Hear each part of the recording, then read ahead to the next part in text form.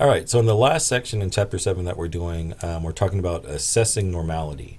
And so if we get data, we don't know if it's necessarily normal data, or maybe it has some other type of distribution, uniform or bimodal.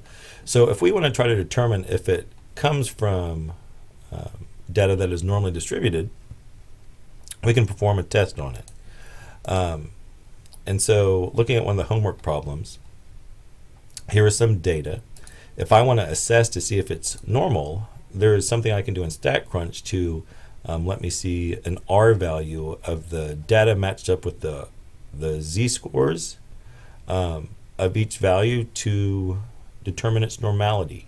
If you look at the z-scores of each variable, of the variable, you should be able to determine or not if it's comes from a normal distribution. And the way that we do that is under graph, and we're looking at a QQ plot. So in the text they talk about normal probability plots, and that's what a QQ plot is in StatCrunch. So here's the variable. I can get the correlation statistics because that's what it's going to ask, and it will compute and give us this nice chart.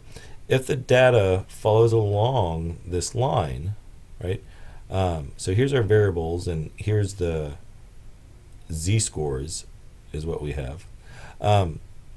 If they're approximately around this line, then we can say that it has the data comes from a normal distribution. So we also get a correlation value of 0.969. So let's see what we can do over here. So it's asking for the correlation between the expected values and the observed data. If we look at the critical values that we looked at when we did regression, so our sample size that we had was 16, and our critical value is 0.941, right? And I believe we got a 969. Let's verify that again. We have a 969. So, since ours is higher than their critical value, then we can say yes, that there is, we believe that this data comes from a normal distribution. So, let's see what we have, what choices.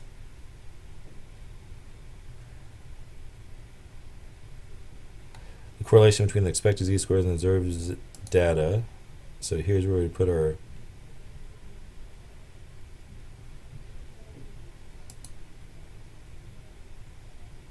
So I believe that it's higher, so we can say that this does comes from a normal population. So again, we have a 969. The correlation table said it had to be higher than a 0.941.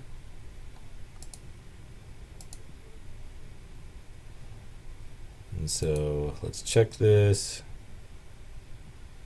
And we are correct. So it's a way to take the data and see if it comes from a normal population. We're going to have a normal distribution of our data.